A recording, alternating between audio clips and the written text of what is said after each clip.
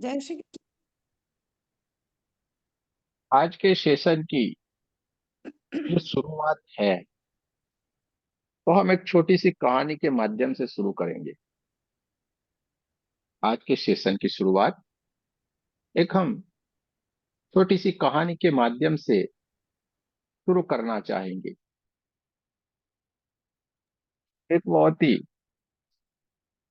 बढ़िया राजा थे, बहुत ही अच्छे, बहुत ही भले।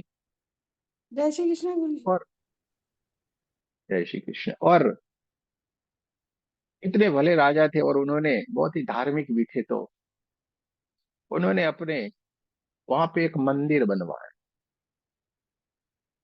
मंदिर बनवाया तो वहां पे पूजा पाठ के लिए एक बहुत ही अच्छे ब्राह्मण को भी वहां पे रखा गया। ब्राह्मण कभी भी कुछ भी राजा से नहीं कहते, बस आनंद में रहते, कुछ भी अपेक्षा नहीं रखते, पूजा पाठ करना, सब कुछ करना, बढ़िया से आनंद में रहना। राजा भी बहुत खुश थे, दोनों ही एक दूसरे से खुश थे, बहुत ही विश्वास एक दूसरे के प्रति। समय बीतता चला गया, 15-20 साल हो गए। राजा के वहां पे एक पुत्र का जन्म भी हुआ था, और वो पुत्र भी धीरे धीरे धीरे धीरे करके बड़ा होते गए।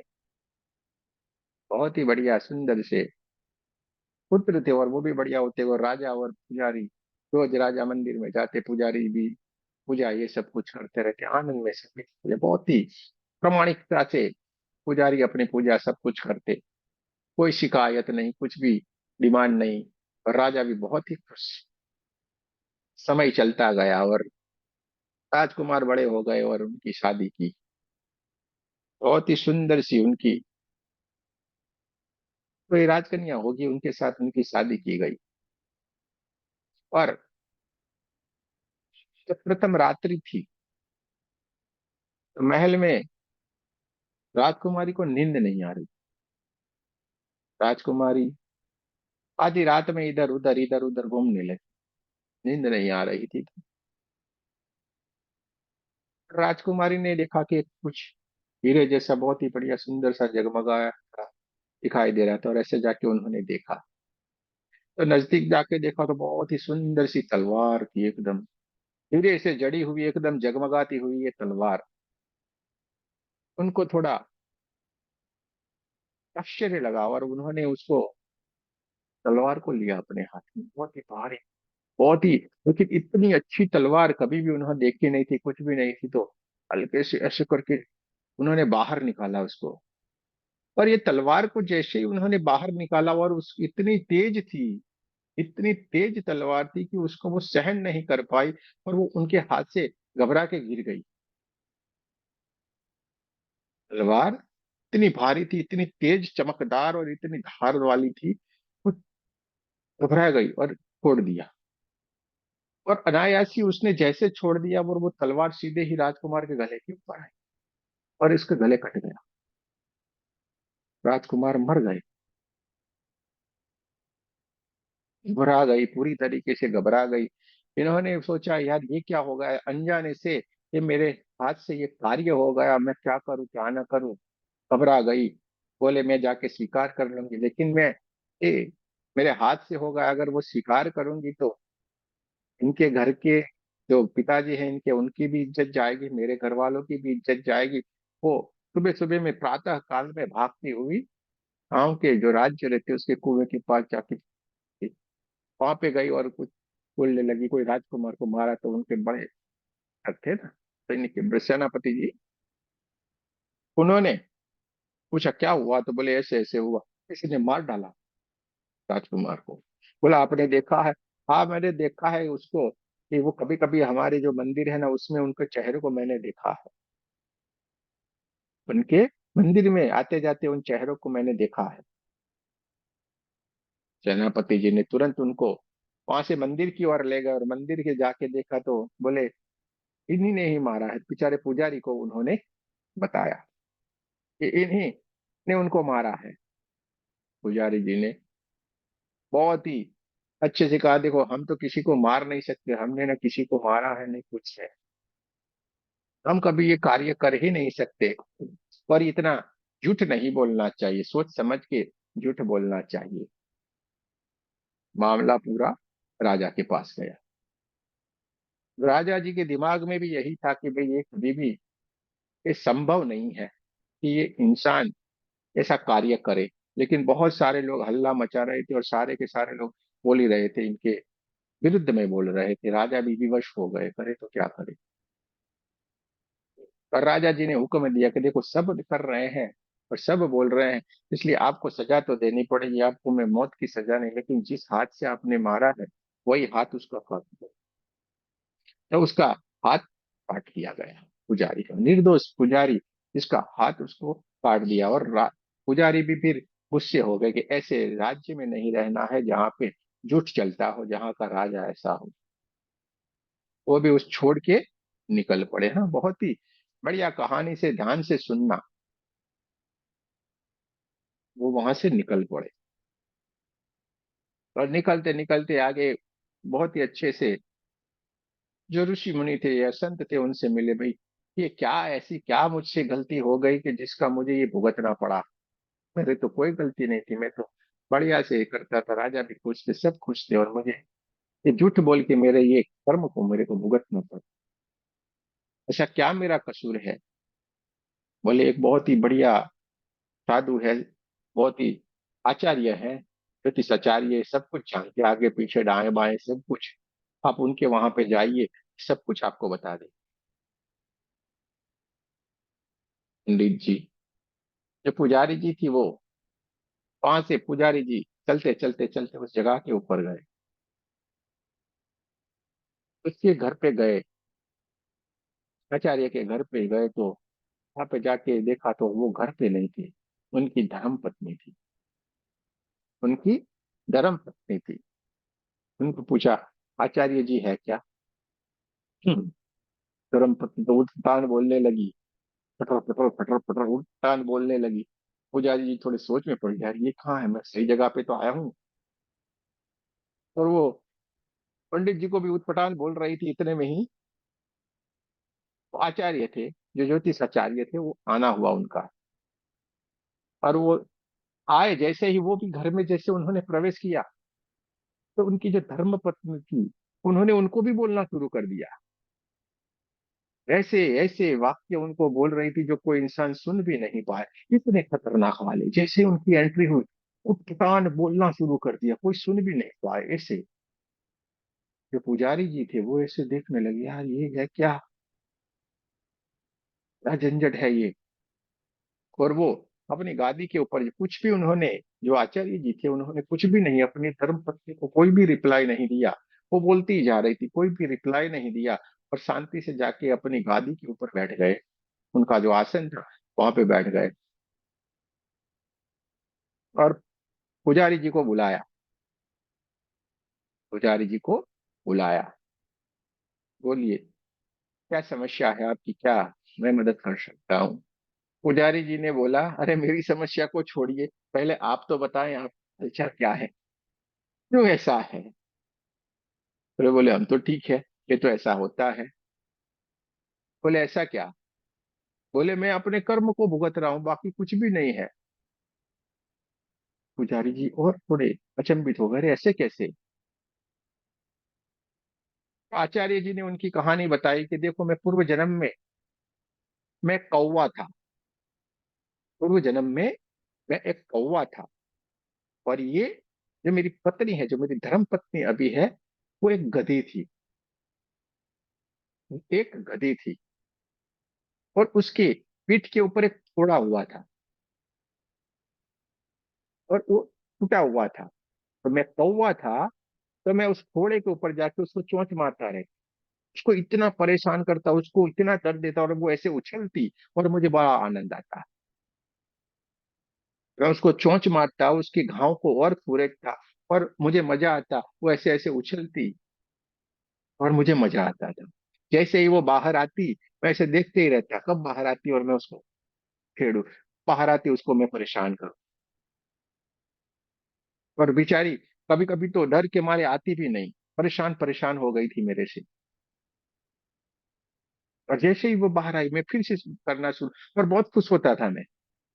एक दिन ऐसा हुआ कि मैं, वो है 2-3 दिन बाहर निकली नहीं, और अचानक से गुम हो गई और दूर जंगल में चली गई। और मैं जब कौवा था, तो मुझको उसकी आदत पड़ गई थी कि उसको कैसे छेड़ा जाए, उसको कैसे परेशान किया जाए। बस परेशान किए बिना मैं रह नहीं सकता, तो मैं भी रुक नहीं पाया, और मैं भी उसको ढूंढने लगा, किधर गई, किधर गई, किधर गई।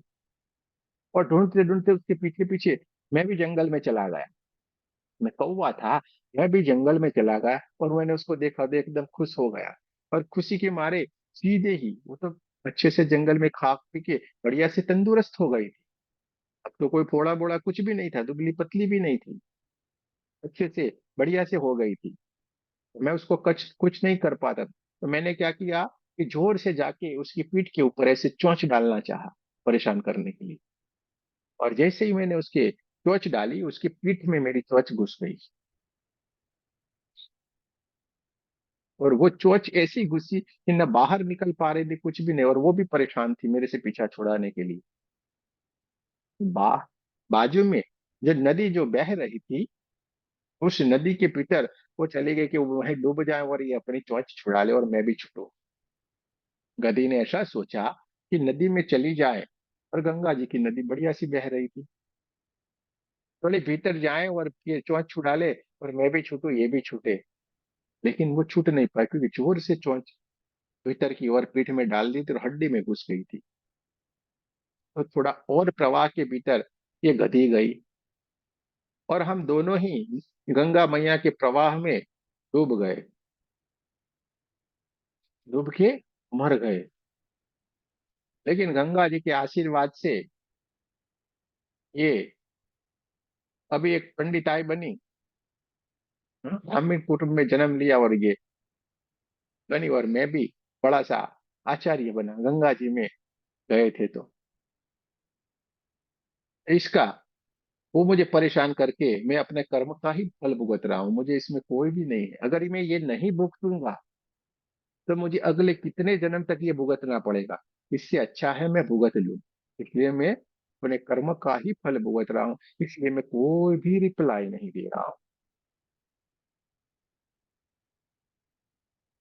पंडित जी को यानी पुजारी जी को अजीब सा लगा, संतुष्टि तो हुई लेकिन अजीब सा भी लगा। बोले मेरा ऐसा क्या है। तुरंत उन्होंने देखा, आचार्य जी ने तुरंत देखा और बोला, आपने भी आपका ही कर्म का फल भोगता है। ये जो राजकुमारी जो शादी करके आई हुई है, ये गौ थी, यानी ये गाय थी। और ये राजकुमार है ना, वो कसाई था। ये राजकुमार है, वो कसाई था। और आप उस समय भी बड़े से अच्छे से ऋषि मुनि, बहुत ही तेजस्वी ज्ञानी पंडित थे। ये कसाई उस गाय को मारने के लिए दौड़ दौड़ रहा था, तो वो गाय आपके सामने से निकली थी। उस कसाई ने आपको आके पूछा, गाय किधर गई। तो आपने उस वक्त वचन लिया हुआ था, मैं झूठ नहीं बोलूंगा। और आपने झूठ नहीं बोलने के कारण वो बोल दिया कि इधर गई। और उन कसाई उस गाय की तरफ चले गए और उस गाय को काट डाला। उस गाय को काट डाला। उस गाय को काट डाला, और जहां वे नदी के किनारे वो उसको काट के इसका चमड़ा बमड़ा सब कुछ साफ कर रहे थे, वहीं पे ही शेर आ गया। और शेर ने उन कसाईयों को भी खा लिया, गाय को भी खा लिया, और उनकी जो हड्डियां ये सब कुछ थी वो उस नदी में विसर्जित हो गई। तो वो भी गंगा नदी की थी। तो वहां पे ये जो था वो राजकुमार में जन्म हुआ, ये थे उसकी राजकुमारी में जन्म हुआ, और आप फिर से पंडित हुए। तो आपको जो हाथ दिखाया था कि इधर गई है गाय, आपका हाथ कटा। इसने जो उसको गले से काटा था गाय को, तो इसका भी तलवार गिरी और एक ही झटके में गला कट गया। कर्म का फल भुगतना ही पड़ता।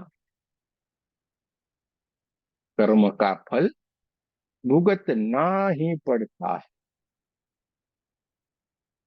राम जन्म में पीछे से छुप के जिसने बाली को मारा, कृष्ण जन्म में उसी बाली ने शिकारी बन के तीर चलाया, अंगूठे पे लगा। भगवान को भी कर्म भुगतने पड़ते हैं। भगवान को भी कर्म भुगतने पड़ते हैं। कर्म कभी पीछा नहीं छोड़ते। समझ में आया? इसलिए शिकायत मत करो कि मुझे ये परेशान कर रही है या परेशान कर रहा है या ये है वो है। हाँ, तो ना ही भुगत रहे। हमारे आस पास बेटा बेटी सास ससुर ये सारे बस दृष्टा भाव में बन जाओ। देख लो, आनंद करो। अरे परमात्मा क्या क्या पुतले बनाए हैं तूने, देखो कितनी मजा आ रही है। हाँ? और जब आप इस भाव में आ जाते हो तो मजा आती है। यही भाव में कुछ कुछ लोगों ने जीना सीख लिया और आनंद में हो गए। आनंद आता है, अरे वाह क्या पुतला है, वाह वाह वाह क्या मजा आती है। तो ये सीखना पड़ेगा। कोई जेठ जेठानी, नाना नानी, ये कैसे क्या संबंध बनाए हुए हैं। ये संबंध जितने हैं वो सारे हमारे कर्म ही है। ये जितने संबंध है हमारे, ये सारे हमारे कर्म ही है। एक भला इंसान था, बेचारा चलते चलते गंगा जी में बोला, किसी ने बोला भाई गंगा जी में नहाएंगे तो सारे पाप धुल जाएंगे। तो चलता फिरता हुआ गंगा जी में नहाए, उसकी हमारे लिए 5 6 10 15, अरे बड़ा मजा आया, सारे पाप तो गए। लेकिन भला इंसान था बेचारा, हमारे जैसे कुछ सीखा होगा, जाना होगा, ज्ञान लिया होगा। देखिए भाई रेकी सीखे हैं, किसी को बुरा नहीं करना चाहिए, तो उसको भीतर से भावना जगी, यार मैंने तो इसको दे दिया गंगा को, ये तो मैया है, ये क्या करेगी। अरे भला इंसान बेचारा जाके गंगा मैया को पूछा, मैया मैंने तो अपने पाप आपको दे दिए, लेकिन आप क्या करोगी। गंगा मैया ने बोला, अरे मैं थोड़ी रखती हूँ आपका पाप, मैं नहीं रखती हूँ किसी का पाप, मैं तो जाके उस सागर को दे दूंगी। मैं तो तुरंत ही आपके पाप आपके सागर को दे दूंगी। बेचारा भला इंसान बोला, यार ये भी अच्छी बात है, सागर को ही दे देती है, ये तो अपने पास तो नहीं रखती है। वो तो भागता हुआ दौड़ता हुआ सागर के पास गया। हम्म, वे सागर देवता, आप जो गंगा मैया ने मेरे पाप आपको दिए, आप उसका क्या करते हैं, आपको लगते तो नहीं है ना। बोले नहीं, मैं किसी के भी पाप अपने पास नहीं रखता। बोला कैसे। बोला मैं तो बादल को दे देता हूँ। हाँ, अरे यार ये भी गजब का है। बोले मैं तो आपके पाप बादल को दे देता हूँ। बोला इंसान बेचारा सोचने पर, यार यार ये भी तो गजब का है। वो सीधे बादल की तरफ देखा और बादल जी को बोला, अरे भाई बादल जी, तो मेरे पाप आपके पास आ गए, इनके पास से आप इसका क्या करते हो, मुझे तो बहुत इंतजारी है, आप क्या करते हो। बोला मैं तो कुछ भी नहीं करता हूँ, जिसके पाप होते हैं वो उसके पाप वही बारिश बन के उसके ऊपर गिर जाता हूँ, मैं अपने पास कुछ नहीं रखता।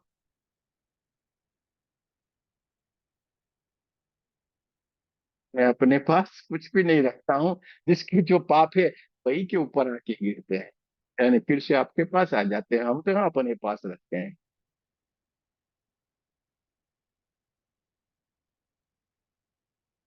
दोस्तों, अपना कर्म भुगतना ही पड़ता है, लेकिन आगे से नहीं बने इसके लिए हमें सावधान हो जाना पड़ता है। और हम तो बहुत ही सारे के सारे लोग भाग्यशाली हैं। देखो कितना भी पैसा, कितना भी वैभव, कितना भी आप कुछ कमा लोगे, उससे कोई फर्क नहीं पड़ने वाला है। धन आपका बनाया हुआ है, वैभव आपका बनाया हुआ है, इसमें से परमात्मा का कुछ भी नहीं है। ये सारी आपकी रचना की हुई है। उसने तो क्या किया, आपके लिए एक ही स्वरूप बनाया, सुख। हाँ, सत्य चित और आनंद। सुखी रहो, आनंदित रहो, के नाम में रहो, यही उसने बनाया। आपके जन्म से पहले आपके लिए सारी सुविधाएं तैयार करके रख दिया, आपको खाने के लिए जो चाहिए उससे कई गुना ज्यादा आपके लिए उसने खाना रख दिया।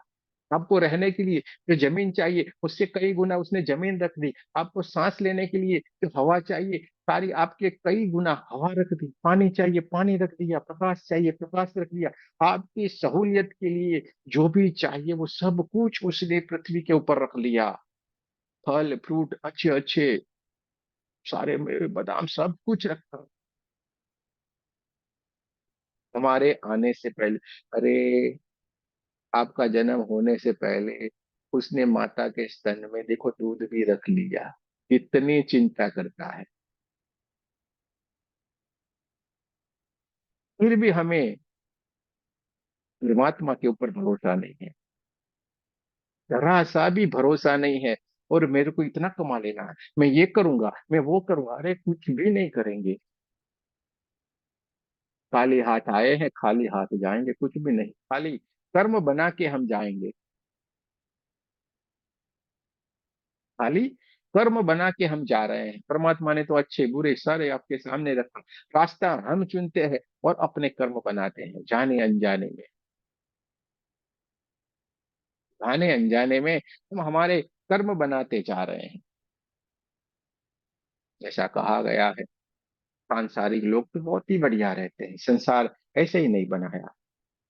देखो पत्नी को देखोगे, अपने पति के लिए अपने बच्चों के लिए देखो पूरे दिन कार्य करती रहती है। इसको कहाँ आगे पीछे कुछ करने की जरूरत है भाई, बढ़िया से परमात्मा का नाम लेगा, उनके लिए कार्य करती है। पति देखो पूरे दिन बाहर रहता है, पर वो अपने बच्चों के लिए पत्नी के लिए कार्य करते हैं। देखो एक दूसरे के लिए कितना बढ़िया करते जा रहे हैं। और जरा से भी मलिन वाले विचार नहीं लाएंगे, गलत कार्य नहीं करेंगे, कहाँ कोई कर्म बनने वाला है। ऐसा कहा है, दान पुण्य करने की भी संसारी लोगों को इतनी जरूरत नहीं रहती है, क्योंकि ऑटोमेटिक एक दूसरे को करते आ रहे हैं भाई। हाँ, आपके पास ज्यादा है तो जरूर से उसका सदुपयोग करो, सदुपयोग जरूर से करो।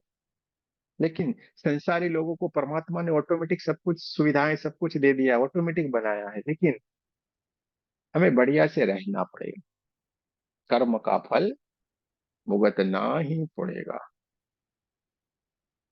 देखिए में आने से कर्म बनना बंद हो जाते, हमेशा हम बोलते हैं, आप लोग ये विचार में आ गए होंगे यार ये तो ऐसा होते हैं, अब ये सब आते हैं तब से आपके विचार बदल जाते हैं, आप ज्ञान को प्राप्त करते हैं। क्या होता है, हमारे भीतर ज्ञान की प्राप्ति होती, हम ज्ञान के मार्ग के ऊपर चल पड़ते हैं, इसलिए अच्छे बुरे कर्म हम समझ जाते हैं और हम गलत रास्तों के ऊपर कभी नहीं जाते। देखिए आपके जीवन में ये जब आ जाएगा ना, आपको सारा आनंद ही आनंद लगेगा। आपको कभी भी पैसों की कमी नहीं लगेगी, यार पैसे क्या करने हैं, सबको आनंद ही आनंद आएगा। आपको आनंद, अरे मजा आ रहा है, कुछ भी हो बहुत मजा आता है। जीने की आपकी कोई दिशा ही और बदल जाएगा, अरे बहुत मजा आ रहा है, क्या चीज की जरूरत है, सब कुछ तो दिया है परमात्मा ने। ये मजा इसलिए आ रहा है कि आपके भीतर एक भाव जगता है, वो है संतुष्टि का भाव। संतुष्ट है हम। मोटिवेशनल स्पीकर को आप सुनोगे तो ये नहीं आएगा, हाँ। वो बोलेंगे नहीं नहीं संतुष्ट नहीं होना है, ये होना है वो होना है। लेकिन संतोष में ही महासुख है। हम जब पढ़ना शुरू करते हैं ना, पहली दूसरी तीसरी पांचवी दसवीं कक्षा में, वहीं पे ही हमें हमेशा ये बताया जाता है, लेकिन आज तक हमने कभी इसको ध्यान नहीं दिया। को बताता हूँ, आपको तुरंत ध्यान आएगा। आप करते हो क्या, लिखते हो, मैं आज बहुत बड़ा खुश हूँ, फिर क्या करते हैं, फुल स्टॉप।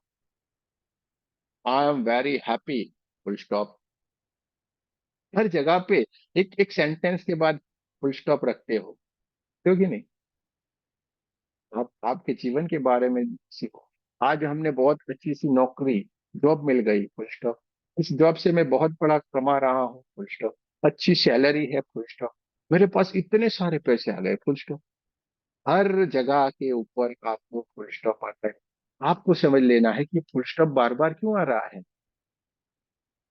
कहीं तो रुक जाना है कि नहीं मेरे भाई, कितना दौड़ेगा कितना भागेगा, कितना दौड़ेगा कितना भागेगा, कहीं पे तो रुकेगा कि नहीं, कि बार बार सिग्नल आ रहा है, full stop full stop full stop. जैसे गाड़ियां चल रही होती है तो हर बार सिग्नल आता है कि नहीं, अरे रुको, अरे रुको, अरे रुको। लेकिन अगर हम नहीं रुकते हैं, आखिर में क्या होता है, एक्सीडेंट हो गया रब्बा रब्बा। एक्सीडेंट हो जाता है कि नहीं। तो दोस्तों, खुश कब होना ही आवश्यक है। कर्म का फल हमें भुगतना ही भुगतना है। यानी मुझे लगता है आप लोगों को ये कहानी के माध्यम से ये चीज समझ में आ गई हो कि कोई बोलता है मेरा ये मुझे परेशान कर रहा है, मुझे ये परेशान कर रहा है, मुझे ये परेशान कर रहा है। तो आपको समझ में आ गया होगा हम अपने कर्म का ही फल भुगत रहे हैं। और ये हमेशा होता आया है। जब हम पास्ट लाइफ में ले जाते हैं तो ये साफ साफ मालूम पड़ता है कि अरे यार ये होता है। बहुत सारे केस में ऐसा देखा गया है। हमेशा ये देखा गया है कि भाई यही आता है। देखो इसने ये किया था तो ये भुगत रहा। कोई पूर्व जन्म में पत्नी हो तो कभी पति बन जाता है, बहन बन जाता है, भाई बन जाता है। ये कुछ ना कुछ चलता रहता है। लेकिन होता जरूर है। हम्म? जो बोएगा वही पाएगा, तेरा किया आगे आएगा। हाँ? सुख दुख है क्या फल कर्मों का, जैसी करनी वैसी भरनी। जो बोएंगे वही हम पाएंगे। आम बोएंगे, आम का ही फल पाएंगे ना भाई। कांटे वाला बोएंगे तो कांटे पर। तो हमें अपने कर्म को बढ़िया बनाना है बस। अच्छे कर्म करने की भावना रखने का है। अच्छे कर्म करने की हमें भावना रखनी है। बढ़िया कर्म करेंगे तो बढ़िया बढ़िया फल पाएंगे। और हम सबको तो बहुत बहुत परमात्मा का, हमारे गुरुओं का धन्यवाद करना है। ऐसे ऐसे तीन तीन बार तप तपाए जाना है और धन्यवाद करते जाना है। यहाँ पे हमारे गाइड बैठे हैं, हमारे गुरु, हमारे परमात्मा यहीं पे ही है आपके आसपास। हाँ, इधर बैठे हैं। 3 बार ऐसे टैप करके कोई भी कार्य बोलना आपका हो ही जाएगा। अब तक आपको मालूम ही नहीं था कि हमारे गाइड है कहाँ। यहीं पे ही है। 3 बार तप तपाओ और बोलो मुझे ये चाहिए, मुझे वो चाहिए। एग्जाम्पल से हम आपको समझो। आप तो बोलते अरे माता जी मेरे बेटा की शादी हो जाए। और आपने तो शादी का सोचा और तुरंत आ गया रिश्ता। देखा, हमने माता जी से मांगा, शादी हो गया। कभी कभी ऐसा होता है ना, आपको जो मांगते हैं तुरंत मिलता है। होता है कि नहीं। तो ये कर कौन रहा है, यहाँ पे विराजमान है ना, वो तुरंत सुनते हैं। लेकिन फिर सोचते हैं यार ये आज तो कभी करता नहीं है, खाली खाली ऐसे ऐसे बोलता है। एक बार वो करते हैं, झलक दिखला जा, एक बार आजा आजा आजा। तो कभी कभी आपको झलक दिखला देते हैं कि मैं हूं, तू जान, मेरे से बात कर, मेरे को पहचान। इसलिए झलक दिखला दे, एक बार आजा आजा के करके चमत्कार दिखाते हैं। लेकिन हम सुधरने के लिए तैयार नहीं है। हम के मार्ग के ऊपर उनको जानने के लिए, पहचानने के लिए तैयार नहीं होते हैं। फिर वो भी समझते चलो जाओ, तो याद करेगा तब आऊंगे, तब तुझे पहचानूंगे। लेकिन हम पे तो उनकी बहुत बड़ी कृपा है। हम पे यानी हम सब के ऊपर। जब हम बोले तो आपको समझ जाना है हम सब।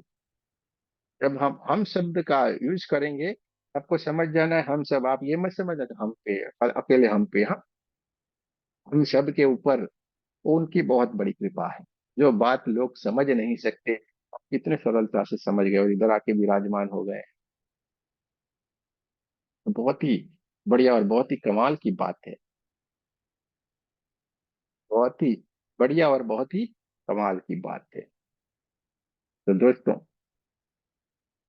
इसके लिए आप सबको बहुत बहुत शुभकामनाएं कि आप अपने मार्ग के ऊपर निकल पड़े हैं। हाँ? जो जोगी का मार्ग रहता है, बड़े संतों का मार्ग रहता है, वही मार्ग के ऊपर निकल पड़े हैं। इसके लिए आपको बहुत बहुत शुभकामनाएं। हम तो हमेशा बोलते रहते हैं ना, ये 80 किलो का, 70 किलो का, 50 किलो का, 100 किलो का जो भी आपका ये बोरा है ना, कुछ को नहीं करना है। आपको कमरे के सामने लाके डाल दो, बाकी अपने आप हो जाएगा। आपको कुछ भी नहीं करना है। 9 बज गए यानी ये बोरे को लाके इसके सामने डाल देने का, बात हो गई खत्म। बाकी सारा अपने आप होगा। दोस्तों, आप सोते हो, आपके भीतर विराजमान परमात्मा कभी नहीं सोता। वो 24 घंटे चलता रहता है, वो सब सुनता है। आपको शरीर सो जाएगा, वो सुनेगा। इसलिए हमेशा हम बोलते हैं इसको इधर लाके डाल दो। आप इसको इधर लाके डाल दो। बहुत ही बढ़िया, कमाल की बात है। बहुत ही अच्छी बात है। और आप में एक अलग सी एनर्जी, एक अलग सी दुनिया के आप बन जाते हो। आप एक अलग सी दुनिया के एक अलग से बन जाते हो, ये और ये हकीकत है। तो क्यों बदलते हैं? हम कैसे बदल जाएंगे? तो हम सत्य जो मार्ग है ना, सत्य बात है ना, उसको हम जान जाते हैं। इसलिए हम बदल जाते हैं, हमें मालूम हो जाता है मैं कौन हूँ। सबसे पहले जो हमारे भीतर सवाल उठता है मैं कौन हूँ, उस सवाल का हमें जवाब मालूम पड़ जाता है कि मैं कौन हूँ। हमें तुरंत मालूम पड़ जाता है मैं कुछ और नहीं, मैं परमात्मा का एक छोटा सा अंश हूँ। ये हम जान जाते हैं। अच्छा, मैं कौन हूँ? मैं इनसे बंधा हुआ हूँ क्या, जो अभी मेरे आसपास है? तो वो भी मालूम पड़ जाता है, मैं किसी से बंधा हुआ नहीं हूँ। आपको ये मालूम पड़ जाता है, मुझे कोई जला सकता है क्या? आपको तुरंत मालूम पड़ता है मुझे कोई जला नहीं सकता, मुझे पानी भिगो नहीं सकता, क्योंकि मैं तो एक आत्मा हूँ। तो जलता है क्या? जलता है, आपको मालूम है जलेगा तो ये शरीर जलेगा, भीगेगा तो ये शरीर भीगेगा, मैं नहीं। न मैं कभी मरता हूँ, ना कभी मैं जन्म लेता हूँ। मैं तो अभोक्ता हूँ। सब भोगतने के बाद भी अभोक्ता, कितनी निराली बात। न समझ में आए ऐसी वाली उसकी कला है। और आप अपने आप को जान जाते हो, इस शरीर में रहते हुए भी आप अपने जान जाते हो, इसलिए आपको कोई दुख नहीं है, कुछ भी परेशानी नहीं। अपने आप को आपने ऊपर किया है, साधु बन गए हो। आप साधु बन गए हो। जिसका जीवन सादा, वो साधु होता है। एकदम आपका जीवन सरल देखना, आपको खाने पीने में बढ़िया, जो भी होगा चलेगा। ये चाहिए, हाँ ठीक है, चलता है। चिकनी चुपड़ी बातों में आपको कोई रुचि नहीं है, किसी की भी चिकनी चुपड़ी बातों में आपको कोई रुचि नहीं। हाँ, आप डांस करेंगे, नाचेंगे, गाएंगे, घूमेंगे, सब करेंगे, लेकिन ठीक है।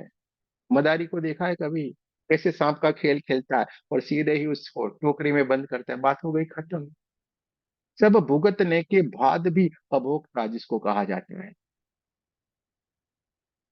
यही सच्चे संत की निशानियां हैं। और आप उसमें से एक हो। आप उसी में से एक हो। मदारी जैसे आते हैं, चल जमुरे, हाँ, अपनी बीवी को लेने के लिए जाएगा? जाएगा। अच्छा, क्या लेके जाएगा? साड़ी लेके जा, हाँ जाएगा। और जैसे बंदर को, बेचारे को ऐसे चुप, तो बेचारा चुप हो जाता है।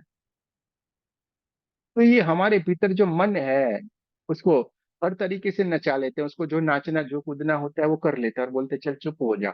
और ये शांत हो जाता है, बैठ जाता है, चल ध्यान में लग जा। बेचारा जमूरा ध्यान में लग जाता है, और क्या चाहिए। ये बहुत ही बड़े संत की निशानियां हैं जो आपके भीतर अभी शुरू हो गई है। तो अपने आप को पहचाना। इसके लिए कोई संसार घर छोड़ने की कोई जरूरत नहीं है। न ऐसे ऐसे बाल खींचने की जरूरत। अरे इतना सुंदर सा देह दिया है परमात्मा ने, कितना अच्छा शरीर दिया है, काहे पीड़ा देने की? जब हम अपने शरीर को पीड़ा देते हैं, उसको कुछ करते हैं, तो हम परमात्मा के दोषी बन जाते हैं। शरीर को खाना चाहिए, दो ना भाई, क्यों नहीं देना है? ये पानी मांग रहा है, पानी दो। कि सब में होते हुए हम किसी में भी नहीं।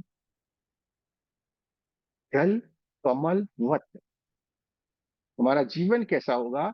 जल में रहते हुए भी ऊपर की ओर। कमल को देखा है आपने कैसे कीचड़ में खिलता है कि नहीं? लेकिन सबसे सुंदर जिसको पुष्प कहा जाता है वो कमल है। कीचड़ में खिलता है, लेकिन जरा सा भी कीचड़ उसके ऊपर लगता है? कहीं पे भी नहीं। और ब्रह्मदेव को किसके ऊपर विराजमान किया है? कमल के ऊपर विराजमान किया है ना, ब्रह्मा जी को। तो सिंबलिक तरीके से ये बताया है कि ये कीचड़ में जैसे जीवन है, दल दल से भरा जो अपना जीवन है, उस जीवन को कमल के जैसे इस दलदल से ऊपर की ओर उठाए, जिसके विचार उच्च हो, जिसका जीवन उच्च हो, जिसका ज्ञान उच्च हो, वही ब्रह्मदेव बन सकते हैं, और कोई ब्रह्मदेव नहीं बन सकता। और कोई भी ब्रह्मदेव नहीं बन सकता। ये सारा का सारा सिंबलिक तरीके से हमें बताया गया है, लेकिन हम कुछ और ही समझ रहे हैं।